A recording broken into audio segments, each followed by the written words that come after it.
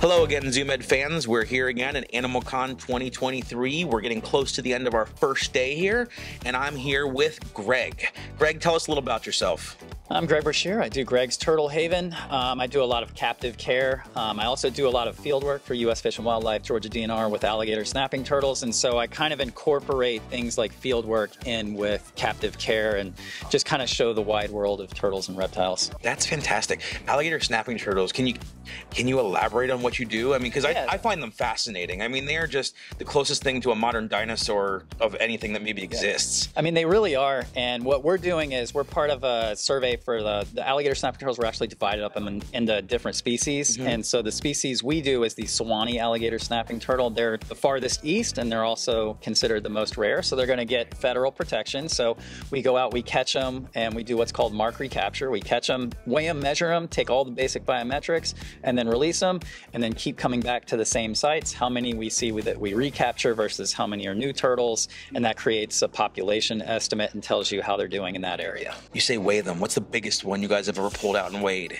That I can remember, well, recently I had like a 90-pounder. There's been, I mean, most males, I mean, everybody likes to quote 200 pounds or over 100 pounds, but most males are somewhere between 55 to about 85 pounds. So that's typically what I see. But once you get up around like 80 pounds to about 100, you're talking a big turtle. Yeah. Because they could have a really good year and they could be really heavy, or they could be an 80-pound turtle, but it's got the shell of a 120-pound turtle, just depending on how good of a year. How much they were eating or not. Exactly. Yeah. So what do you work with at home then? So at home, I have alligator snapping turtles. I'm permitted in the state of Georgia to have native turtles. I also do a lot of rescue and rehabilitation. So I have a lot of alligator snapping turtles, common snapping turtles, musk turtles, map turtles, river cooters. But I also have things like red-footed tortoises, sulcutas, Asian mountain tortoises, elongated tortoises, radiated tortoises. I also have Cuban rock iguanas. I have king snakes and pine snakes and bull snakes. Yeah, I'm like a lifelong reptile guy. I grew up in Florida, and the Florida never left. You know, and you're not far from it. You only moved to Georgia, so it's not like you really went that far. Yeah, I like kept my toe in it, you know. Yeah, that's wonderful. So what got you into everything? Like, where did you start? Like, you know, give us the background. Well, so growing up in Florida, I mean, I'm 42 years old. So when I was, you know, about 10 years old, where I grew up, it wasn't fully developed yet.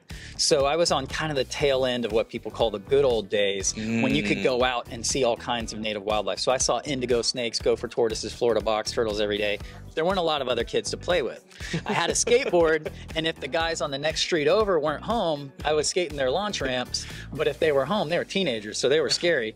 I was going out with a field guide, and I was using it just as like, I'm gonna find this, I'm gonna find this, I'm gonna find this. And so like every day was me with a backpack with a sandwich in it, dragging my little brother, we're finding coral snakes today, we're finding eastern diamondbacks, we're finding, you know, this type of turtle, or we're gonna look for worm lizards, or, you know, glass lizard, you know, anything on that. And it was just trying to find it all. It's like Pokemon for, you know, the late 80s. Oh no, I get it. I still, you call me a nerd, but I still get excited going out to find things, you know, as I'm sure you do too. I mean, you made a career out of it. What made you jump into, you know, social media, being a creator? Like, what led to that? I mean, I've always kind of been involved with it. As a skateboarder and growing up through my 20s, when YouTube first came about, I was one of the first people really uploading a lot of skateboarding videos, because I was just, you know, I was also really into television and production and stuff. And so I saw YouTube as like, oh, you can create your own show, or you can create your own thing. So I was always doing skateboarding videos.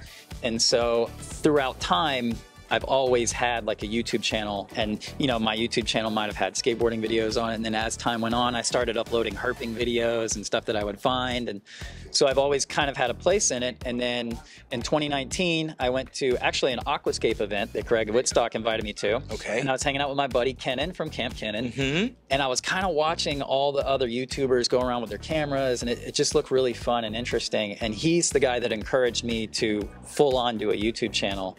So thanks to Kenan, you know, I pursued doing the YouTube channel, and I've had, you know, pretty good success with it. And it actually is what led to my job doing the turtle surveys. Get out. So your social media actually led to what you're doing now. Yeah, exactly. That's wonderful. I mean, it's amazing. That was interesting transition, you know, from skateboarding to social media and turtles, you know.